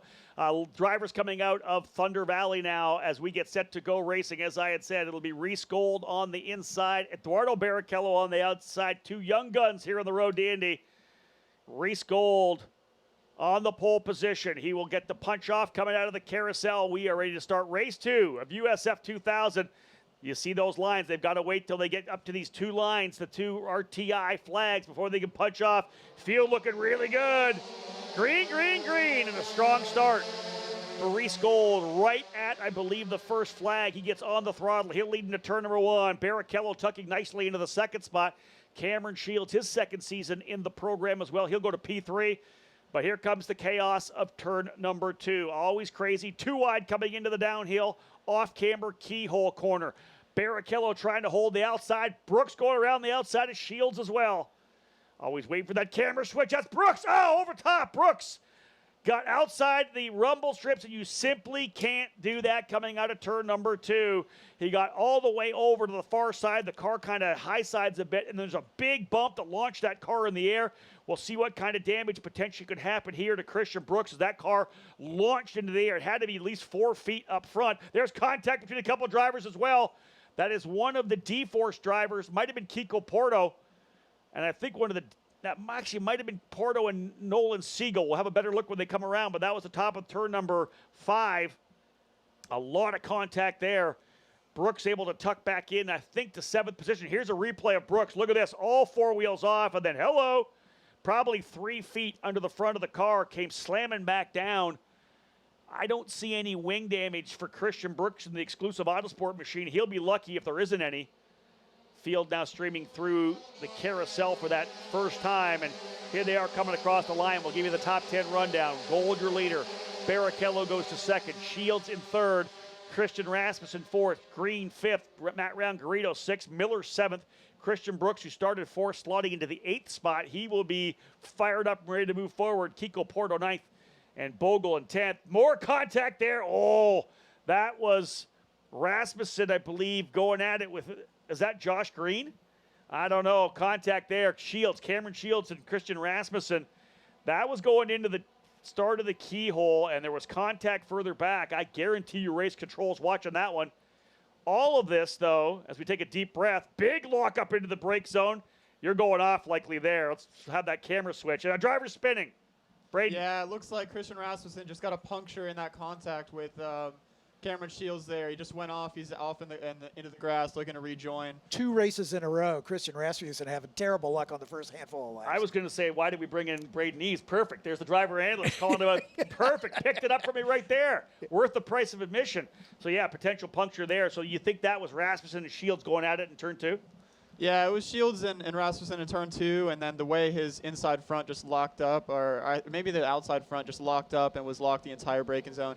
It looked like it must have been a puncture from our point of view. Tire starts going down in immediately flat spots, and again, that's the championship leader, folks. Again, we'll see what happens when they come back around. Indeed, Rasmussen, this would be his 3rd straight race where he has had trouble and essentially fallen to the tail of the field. This is not something I've seen ever in the 10 years that I've been calling the road to Indy, where we've had a driver come out in such a strong start to the season and then struggle like this. Safety car? Indeed, yeah, full course yellow. We'll see where we have a car. Do we have a car stranded? Indeed, it's Rasmussen still over in turn number 5. We'll pick that up in the next camera shot. Wow, tough one for Rasmussen as that contact. He was pushing hard to get to the inside of Cameron Shields. There he is there, the Stricken J. Howard Autosport machine to the inside of turn number 5. You know, Braden, you've had your ups and downs and lots of highs and lots of lows, obviously. Now you won the championship at USF2000 last year. Give me a little thought about maybe the mindset of Christian Rasmussen behind the wheel right now. Yeah, it's really tough. You know, I had not quite the points lead that he's had. Let's talk about that. But I had a very strong start of the season last year. Indeed. Getting the first 4 races with 4 wins, and got a pretty good points lead, and it started to go a little bit downhill towards the mid to late season, and I lost the points lead, and it's just so tough when you have so much momentum in the beginning, and then you just feel like you're falling back, and you have to turn it around, and it's just one of those things that you just have to do everything you can do to reset your mind and not think about it too much and just get after what you have to do on the track. Well, it's interesting, right? You won so many races to start the season. Really, you have to keep telling yourself that you know that you can win. You have gone on a streak. You could easily do it again. Yeah, exactly. It's just easy to. Oh, we got a replay coming. Yeah, let's have a look at the replay here. We're going to have a shot of this. I'm not sure whether or not it'll be turn 2. No, this is going to be turn number 4. You can see him coming down in there, and he had gone so deep into the corner, Braden, as you had said, locked those tires up, potentially a puncture, not able to get the car. It's 1 point. Yep. It's to me to think about this, John, when we rolled into the Indianapolis Motor Speedway for the triple header last weekend, I think he had a 90-point lead or something like that. In literally 5 races, he now has a 1-point lead over Reese Gold. It never happened that bad for you. Obviously, Braden, you had that great start, and then in the end, though, you got into the middle of a fantastic battle with Hunter McElroy. It probably turned you more into the driver you are, having to have that fight and scrap for it like you did at Laguna Seca. Yeah, absolutely. Last year, I can definitely say that from a driving standpoint, I definitely improved the most that I've ever improved in one season. It was just such a hard-fought battle with Hunter McElroy. Him and I just pushed each other so far, and I know that both of us improved so much from it. So, yeah, it's just unfortunate to see for Christian Rasmussen, who came out so strong, but you know, let's see what he can do the second half of the year, and if he can turn it around, more power to him. And that's it, right? He simply got to turn things up. You can't give up. You got to keep digging, and it could be one of those things that if he ends up winning the championship, still could be a turning point in his career where he was challenged, then turned it back up again. But I'm telling you, this field is so tight. Let's press the reset because we're going to go back to green this time by. So Reese Gold with the lead, Eduardo Barrichello in second. As he runs on the racetrack, Reese Gold just 1 point behind Christian Rasmussen. Barrichello just 30 points back. Josh Green in third, Cameron Shields fourth, Matt Round-Garrido in the top 5. Jack Miller in 6th, Christian Brooks in 7th. We saw his off coming out of turn number 2. He was able to recover to P7. Kiko Porto 8th, Christian Bogle 9th, and Yuvan Sundaramurthy in 10th. Michael D'Orlando's used this to move back up to 12th spot as well. Back at it, coming out of the carousel. Reese Gold gets to do the punch off, and he's underway. So we are back at it again. What a wild opening couple of laps here in USF2000, the second race of this triple header. Rasmussen coming back out onto the racetrack, I believe. Or was that Rasmussen? Yeah, that was Rasmussen, I think. Got into pit lane and back out onto the racetrack at the tail of the field. He is 2 laps back, though. So, indeed, looks like he is that last driver coming back on. They got a new tire on there for Rasmussen. He's going to try to put as many laps as he can in here and hope for some more attrition. That's Shields and Round-Garrido going side by side. I like that. That'll be the battle for 4th position. We'll get that camera shot over to turn 4. Indeed, 2x2 coming down into turn number 4. And I think that's a pass from the outside there. Josh Green. That's a good run there as well. Green and, yeah, Josh Green out of P3. Look at the fight here for Jack William Miller getting racy. That's him and Christian Brooks side by side through turn number 7. Brooks able to get by Miller, so move Brooks to P6. And Miller now with Kiko Porto and Christian Bogle right behind him. So it's Gold, Barrichello, Green. There's a good mid-pack shot of the drivers coming out of Thunder Valley as well. Leaders wanting to stretch away and leave that fight behind them. Josh Green really trying to recover up here as well. 5th place in points coming in. Josh running 3rd. Cameron Shields 4th for D-Force Racing. Round-Garrido 5th. Brooks 6th. 7th is Miller. 8th Porto. 9th Bogle. 10th is Sundaramurthy. Reese Gold, the Cape Motorsports driver, that first win of his young Road to Indy career coming at the 3rd race of Indianapolis last Friday. Had a good run of 5 straight podium finishes, fell to 7th in round number 2, then got that win. Second to his teammate Michael D'Orlando in the opening round of the race. And, you know, over the years we keep saying this, once you've got that first victory, the floodgates can open. The confidence is there, the momentum is there. We got a 2-driver breakaway right now. Both the drivers weren't running 1-2. These are the drivers that both won the races at the Indianapolis Motor Speedway. And a little outside run there for Miller. He might lose a spot to Kiko Porto. But Braden, let's ask you the question. What when you started winning races in USF2000, how much confidence did that give you moving forward? Yeah, it just gave me a ton of confidence, especially last year being with Cape Motorsports, which is just such an established team, winning 9 of the past championships in a row. Just gave me so much confidence to know that I could do the same thing that the previous guys have done. That's it, right? Yeah. If they can do it, I can do it, right? Yep, exactly. So Reese Gold coming out of 14 now. We'll see what kind of more battles we have here. Christian Brooks, as we said, able to get by. And I think another spot, I want to say, yeah, Sundaramurthy able to get by Christian Bogle. That was that fight for 9th and 10th. So Sundaramurthy able to get up into the 9th spot now, only a half a second behind Kiko Porto. By the way, Simon Sykes spun off at the end of the straightaway on that last lap and fell from 14th all the way back to 20th. Tough one for Simon Sykes back on the racetrack, 10 seconds behind Max Kaiser. So he'll just keep pushing and get the laps he can in here as well. I'm going to keep looking at the lap times of Christian Brooks and Matt Round-Garrido. Christian qualified 4th, was one of the top drivers in that opening session. Had that off on the opening circuit going on the outside of the curbing on the exit of the downhill turn 2 keyhole. Of course, up in the air as we saw from the replay.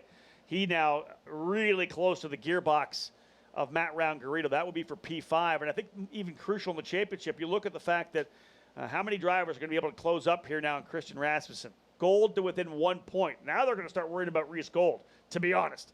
If he lays down, he'll get 1 more point leading the most laps if he does do that. So he would be tied at the end of this race with Rasmussen as they run on the racetrack. That's 1 point for Gold. He'll be tied. Who will be next? The 223 for Barrichello, 30 back. Eduardo Barrichello, Reese Gold, and Christian Brooks then at 184. He's going to make up a lot of time as well. He would be 67 points back. So he's making up time as well. Good lap there for Cameron Shields at 122.72, but Green pretty much matching it, so it doesn't make any ground for him. Really, the top 10 drivers kind of settling in as you see them come to the carousel here now. No real battles on the racetrack, although I think you're going to see Michael D'Orlando start getting a little aggressive with his teammate Kyle Dupel pretty soon to try to go to 11th. With that win, D'Orlando is not going to settle for an 11th place finish.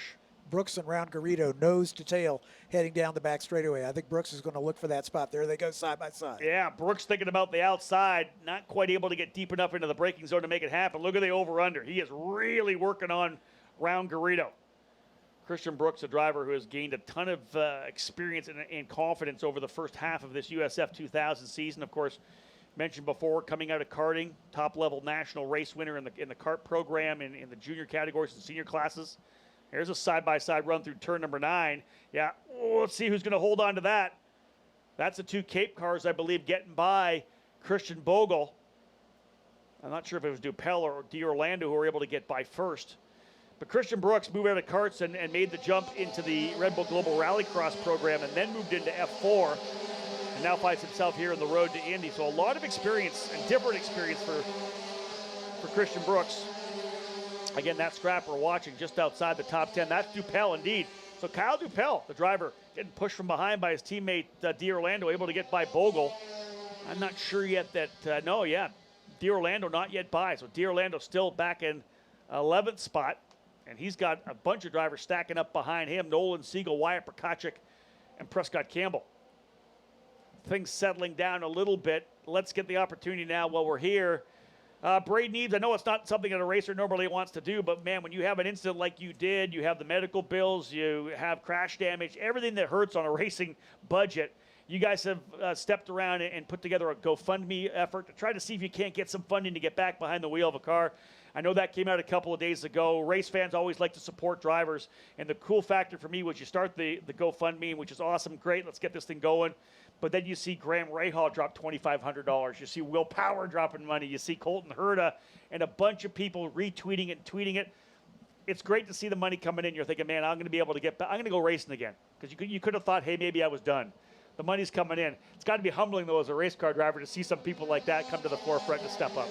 Yeah, it's just so special. I mean, racing is just such a tight-knit community, and it just feels like everyone's got each other's back, especially right now for me. It just feels like, people that I've looked at as some of my closest competitors even supporting. Just so nice to see, and just so incredible to get the support that I've had. I truly can't be more thankful for, everything with the GoFundMe and even just everyone reaching out to support me, giving their kind words. But yeah, the GoFundMe is help get Braden back on track. That's good. It's doing very well so far. if anyone listening would like to support, by no means feel obligated, but but I would love any support and appreciate it all so much. So yeah, it's going very well so far, and yeah, all you got to do is go to look at your Twitter page, Braden Eves. I'll share it out on Road to Indy Insider as well. I'm pretty sure the series has. Go to Exclusive Autosports Twitter page. The links to the GoFundMe are there. And I know they're unnamed, but I'm also told, and I will keep it quiet, we won't say who it is, but even some of your competition, your teams that you raced against, put some money in as well, which I thought was amazing. Yeah, exactly. It's really, really cool to see. So, okay, let's go back and use you as an analyst again, because it's a half a second lead for Reese Gold. You've been here in USF2000. You've had a lead like this. What do you as a driver do to settle in and get in that groove and not make the mistake? Does it almost become automatic where you get on kind of automatic pilot to a certain extent? Well, first place is the best place to be for sure, and it's almost like a qualifying session when you're in first place. You just focus on hitting your marks. Yep. You know, getting the lap times, whereas if you're in second or third, you might not necessarily be focused on the same exact things. You're more focused on maybe beating them on the brakes, you know, getting that little edge in a couple of corners just to gain and be in the slipstream and all that. So for me, you know, first place is definitely the easiest spot to be on the track. You just have to not make too many mistakes, and plus you have the aero wash that's helping hold them back a little bit. See, I get nervous. When I'm leading a race, I get super nervous. I don't know why. I just, I don't know. I think I overdrive it a little bit. Even though I know we're in a draft pack, I always seem to overdrive. I don't know why. Again, that's why I'm in the box here, and you're the analyst, and I'm the commentator. Otherwise, I'd be on the other side of it, I think. Now, you talk about being out front like that, and every time you come by, are you getting the splits every time? Do you want the splits every time to the guy behind you every time you come by pit lane? To be honest, I just like peace and quiet when I'm on the track. I just like to really not think too much and just kind of drive out there. Again, so he gets in the Zen mode. I like that. All right, folks, we are getting our way into the halfway point of this right now. 9 laps remaining. It's a 20-lap race. 9 laps to go. Reese Gold leading by a half a second over Eduardo Barrichello. If Braden is indeed correct, he's in the Zen mode right now and just knocking out the laps. 121.144 last time by, and we'll do that. We'll have a look at Gold and see what kind of consistency he has. Battles on the racetrack we should probably key on as we're seeing them come through turn number 2 right now is the one that's just come out of 2. There's really a battle right now for 5th and a battle for 7th as well. So Christian Brooks and Matt Round-Garrido in the fight for 5th. Kiko Porto putting a lot of pressure on Jack William Miller as well for 7th position. Josh Green looking pretty good. He's about a second behind Barrichello. Cameron Shields behind him. By about maybe 2 car lengths there as you saw them coming through. That's 7th, 8th, 9th. There's 10th and 11th together here. That is Sundar Murthy and Michael D'Orlando. D'Orlando most definitely digging in. He was second in the points going to Indianapolis, but had some trouble there. In the third race, when Christian Rasmussen had trouble getting rolling at the start at the green, D'Orlando nowhere to go, plowed into the back of him as he was obviously punching off, getting ready to start the race. Damage to the wing, had to come to pit lane, and D'Orlando ends up finishing in 19th position.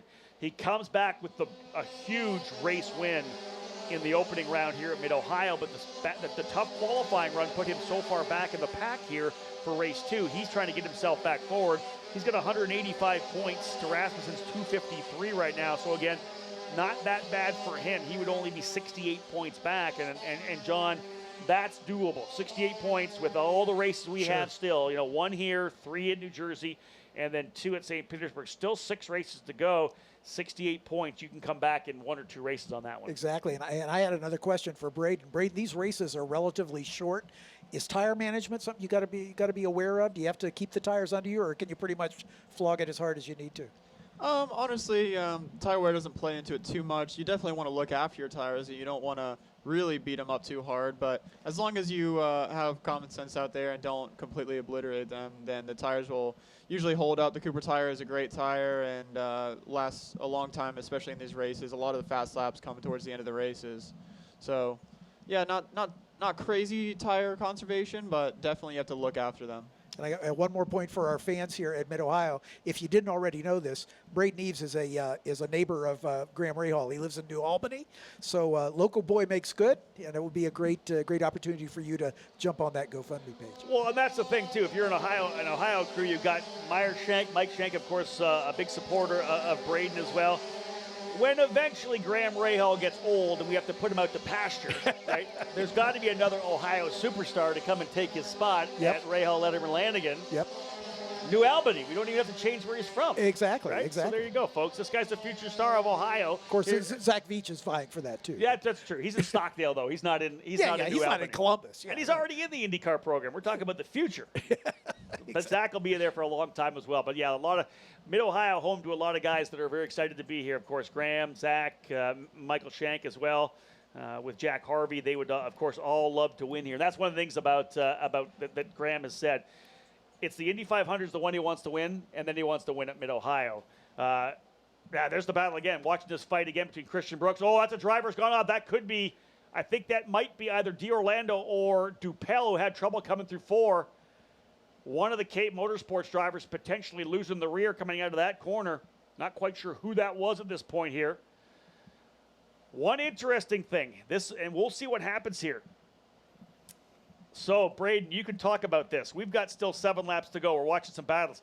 Christian Rasmussen had the issue. Guess what he did? No, here's the driver that's won all. Dupel. That is Dupel. So Kyle Dupel has gone off, and he is going to high center himself. Oh, he's high centered himself, and his teammate Gold is leading by 0.4 of a second. This could be a full course yellow. We may go full course yellow here if Dupel not able to back up off, and that would potentially hurt his teammate Reese Gold with the lead.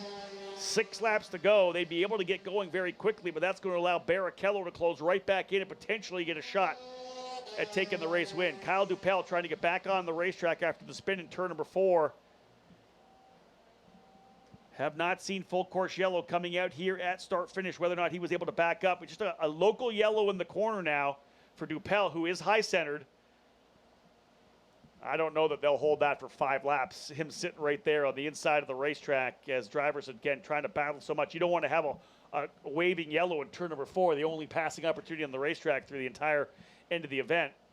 The field's not too terribly strung out, so there could be a possibility they could do a hot pull. They could bring one of the safety trucks in, pull him off the curbing so he can continue. But we'll see. Wow. So far, they have not decided to go for a safety car. So we are still green right now. Where I was going with this was the fact that Christian Rasmussen, Braden, when he came into pit lane after the issue, put on fresh tires as well. I think he may have the fast lap of the race, which would give him the pole for race number 1 because it's race 3 gets set by the grid here, race number 2. So Christian Rasmussen, good call by the team to potentially go to fresh rubber here so he's able to put down a good lap. I'm not sure. I'll pull up my app. I don't see it right now here on what we're seeing here on live timing. I'm going to have a little look at the app as well to see whether or not he's the fastest driver. But, hey, that's a solid call. Get out there with fresh rubber. Try to start on pole. I'm sure you do that, would you not? Safety car. I haven't got a chance to this season. No, you haven't this season. But a number of drivers have done that when we have the triple header format because the fast lap in race 2 sets the grid for race 3, and a number of drivers have done that. Looks like he has a fast lap. Yeah, so. 121.5. There's full course. A 121.522, indeed fast lap right now for Christian Rasmussen. He would have the pole position for round number 3. But again, Kyle Dupel trying to get back on the racetrack. High centers himself in the front of the curbing coming through turn number 6. And his teammate Reese Gold, who had a lead, sees that disappear. This is not going to be a long yellow because they'll likely be able to just kind of drag him off there and get him back on the racetrack and refired. It's going to allow Simon Sykes to get back to the tail of the field for a couple of drivers. It's going to tighten everybody up and give everybody another chance for sure. Exactly. They've already got the tow rope hooked up, so once the field goes by, they'll be able to tug him over that curb and get this back underway. So you got to expect that we will very likely go green again next time by. We have 15 laps in the books. They'll put lap 16 in. It'll be 4 to go when we come back around. When they come back, if we go green, 3 laps potentially for Reese Gold. This really sets up a chance for Barrichello to go at Gold, for Green to go at Barrichello, for Christian Brooks to go at Round-Garrido once again. D'Orlando's going to try to see if he can get Sundar Murli to move himself forward. Porto and Miller have been nose to tail too, so that could go. Here's what else it does is it gives Rasmussen potentially another spot. Yeah. Rasmussen's going to potentially be able to get ahead of Dupel indeed, so that might give him another point. Reese Gold just now here. Braden, I've got you here. Perfect example of how to use your driver analyst. What do you do as a driver right now? You've just been leading at a half a second. You're 5 laps away from winning your second Road to Indy event. What do you do mindset-wise? What are you saying to yourself in the race car? For me, you just kind of reset your head. You say, you know, I'm in the hot seat right now. I don't need to make anything crazy happen. I just have to hold on to what I have. I got to get a really good restart, defend in those first couple of corners if you have to, and if not, then just try to focus on getting good exits and making it so that your car is as hard to pass as possible. And tell me how different the race car is from as it was running at speed. And in a couple laps like this, are the Cooper tires going to cool down enough where you're going to have to warm them back up? Is the car going to be a little bit loose or a little sketchy in the opening lap? Yeah, it's not too long of a yellow, so it shouldn't be too bad, but definitely the tires are going to be a little bit cooler, so the first lap is going to be a little bit more like the start of the race where everyone's a little bit on colder tires, and the people that do a better job of keeping their tires up to temp are going to be a little bit quicker on that first lap. Well, we definitely pressed the reset button on this race here. Reese Gold, Eduardo Barrichello, and Josh Green, 1, 2, 3. Out of the top 5, the only 2 drivers who have not yet tasted victory here in the Road to Indy, Josh Green, P3, and Matt Round-Garrido, P5. Throw Christian Brooks in there as well in the 6th position. We got ourselves a battle, looking to see whether or not we potentially have. I think we're probably going to go back to green this time by. It'll be 3 laps remaining. We get back around. Reese Gold will handle the restart. He's back on it as we are rolling. And again, Barrichello with the green flag flying up on the gearbox of Reese Gold. Here comes the potential for a shot in turn number 2. If Gold goes to the bottom, it'll be an outside run. Yeah, here goes Gold.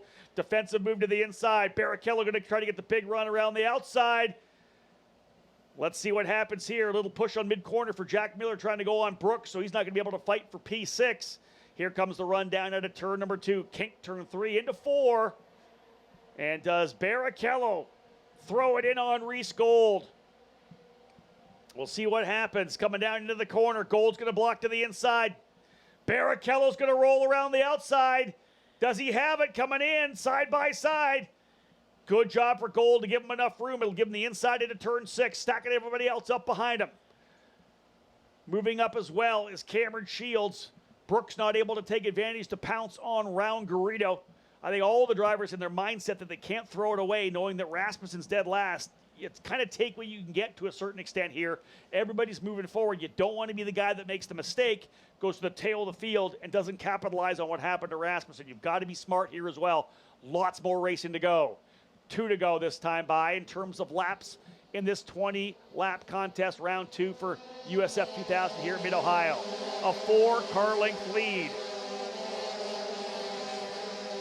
Driver into pit lane. I think that might have been Simon Sykes. Indeed, Sykes into pit lane.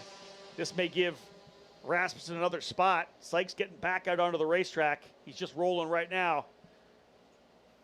Look at this. Block to the inside for Round-Garrido as Brooks trying to get a good run on him as well. Behind them, Miller 7th, Porto 8th, Sundermurthy 9th, and D'Orlando 10th. Nolan Siegel 3rd in the opening round. He's worked his way up to 11th. Big run down the straightaway again. They're only going to do it one more time. White flag will fly next time by. Brooks trying the outside around Garrido. Can't quite get it to stick. Driver off! That is Josh Green. Green has gone off the end of the straightaway into China Beach. So drop Green from P number 3 as he has gone off the racetrack. Tough one for Josh Green. That moves Shields to 3rd. Round-Garrido to 4th. Brooks and he battling it out for position though as Green is off. I don't know that we'll go yellow now with him that far off the racetrack. One more lap remaining. They'll look to see the white flag this next time by as all the drivers filing into Thunder Valley. Tough one for Josh Green. Did not see what ended to happen, transpired for him to go off the racetrack like that, but indeed he is off and beached and the exit of turn number 4. Brooks has gone to P4. Christian Brooks able to get around Matt Round-Garrido. So move Brooks to the 4th spot. Garrido to 5th. Miller 6th. 7th, Sundermurthy. 8th, 9th, 10th, D'Orlando, Porto, and Siegel. Big for all these drivers and rough for Christian Rasmussen to see all these guys moving up. Good fight further back between as well Jack William Miller and Yuvan Sundermurthy. They're going to scrap it out here as well. Coming out a turn. Oh, Yuvan Sundermurthy goes 4 wheels off. He almost tosses it away. He's going to lose 1, 2, 3, 4, maybe 5 spots as that's going to move Michael D'Orlando. Somehow gets gifted up into 7th. down to fourth for the last time. Christian Brooks trying to hold off a recharge here from Round Garrido. I can tell you Josh Green not happy with the situation over in China Beach. But Reese Gold tried to grab his second win. 2 points behind. He would be 253 to 251 from Christian Rasmussen. This championship is a whole new ball game. And bring Christian Brooks into it as well as Eduardo Barrichello. D'Orlando on Miller. Indeed, final circuit, final corner here as we will see the checkered flag. Barrichello second, Cameron Shields in third. Christian Brooks goes from fourth to eighth, back to fourth. A good late pass of Matt Round Garrido. He ends up finishing P5. Jack William Miller up to sixth, D'Orlando seventh, Kiko Porto eighth, Nolan Siegel ninth, and Prescott Campbell up into the top 10. Good run for Prescott in the end to get into the top 10. Bogle finishes 11th, Prokopchik 12th, Sarche in 13th, Sundaramurthy 14th, Myers 15th, Pearson 16th, Kaiser 17th. Last driver on the lead lap, Simon Sykes losing a lap. He finishes 18th, Josh Green 19th, and Christian Rasmussen coming home in 20th, blowing open the championship. Braden Eves, thank you so much for joining me here. I do appreciate it. A lot of great insight. Yeah, thanks so much for having me, Rob. Once again, folks, Braden Eves, that GoFundMe page. Have a look at my Road to Indy Insider, exclusive auto sport. Lots of ways to see it on Twitter. If you want to support a young driver trying to get back on track after an incident at Indianapolis, the GoFundMe page, the absolute best way to do it. Reese Goldo, tremendous win for him. 0.3 of a second, the victory over Eduardo Barrichello. Cameron Shields on the podium for D-Force Racing as well. Christian Brooks back to fourth. He's most definitely in the championship fight as well, backed by just 65 points now for Christian Brooks. 94 coming into the weekend. It's now 65. Put the rookie driver in the fight for the championship as well. But a great run for Reese Gold. Those drivers working their way in here, and then we'll head to Tatis Victory Lane. Rob Howden on his way to Victory Lane, and then he'll clock. And then we'll have one more race. It's me, your Uncle Cooper, and this is a Cooper tire. Great tire. Now, it's not going to cook you a pot roast, but it will stop when you hit the brakes. And these truck tires can stop on average 10 feet shorter than other tires on a wet road. See, the trick is in the grip, and these tires grip like my handshake. Look, I'm your uncle. I love you. I want you to stop when you need to. Doesn't matter if it's for a red light or a duckling. So go with the Coopers. Cooper! And never start something you can't stop. With over 40 years in business, High Tide Boat Lifts is committed to elevating your craft. Whether you own a personal watercraft or a large yacht, we can design and create the perfect lift for your needs. At High Tide Boat Lifts, we understand that you've worked hard to get to a successful place in life. We'll ensure you have a hassle-free experience, maximizing the time you spend on your boat with family and friends, and supporting your dreams out on the open water. Karting and motorsport enthusiasts, Lucas Oil School of Racing is America's #1 Formula Car race school. Enjoy modern paddle shifters, pit speed limiter, and onboard video along with integrated data systems. Get started today with our 2-day basic or advanced course. Lucas Oil School of Racing is the official school of the Road to Indy. We can also qualify you for your SCCA license. Get started today by visiting us at www.lucasraceschool.com.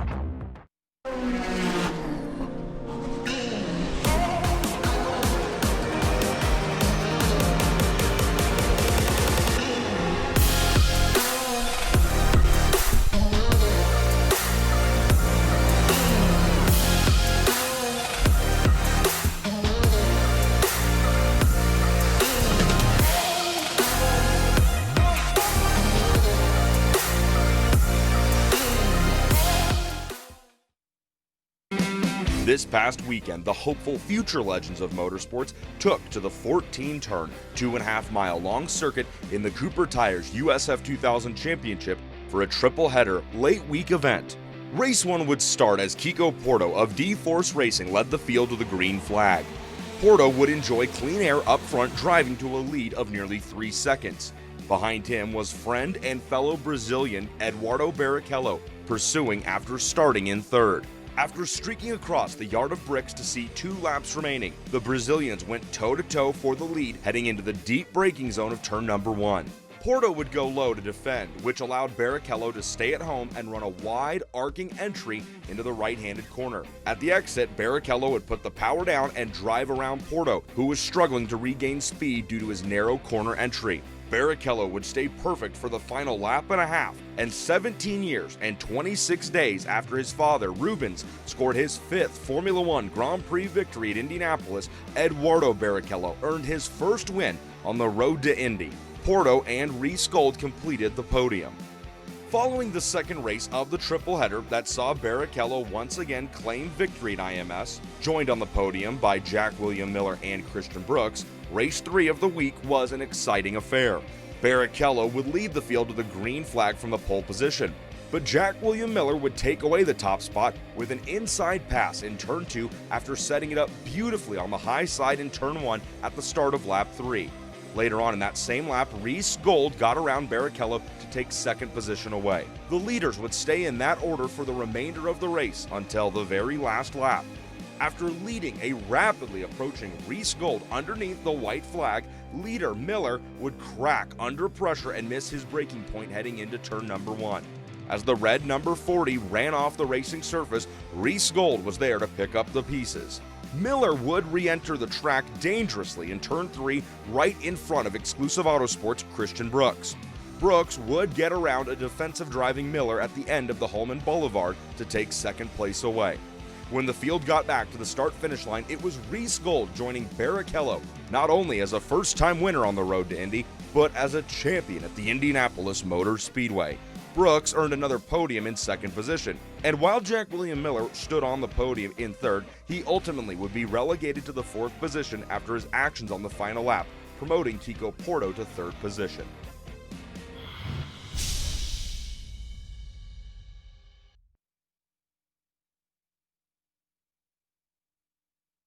Welcome to Road to Indy TV. Download the app to watch live and get access to exclusive content all season long.